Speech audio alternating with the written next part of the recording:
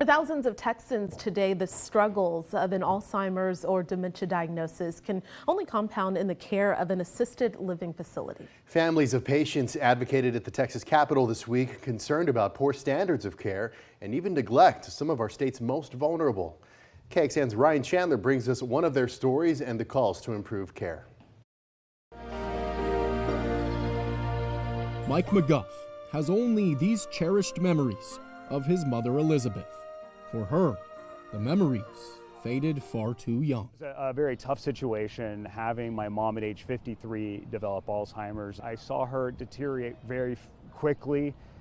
It still haunts me to this day. An elementary school teacher, Elizabeth developed Alzheimer's at just 53 years old. Still a young man, Mike turned to a nursing home to help. So I had her in an assisted living facility, and I saw then we had issues with care. He says he found his mother injured with a black eye, blaming neglect from her caregivers. It's a very difficult environment, but I found there wasn't always necessarily enough training for the job when it came to a patient that had dementia. Mike joined dozens of other Texans at the Capitol this week to advocate for new legislation they say will make their families' care a lot more compassionate. They are different than other patients. Representative Giovanni Capriglione's bill would require every staff member who interacts with these patients to receive 4 hours of training and pass an exam to prove they understand the specialized care they need. But I think that's a very small price to pay to make sure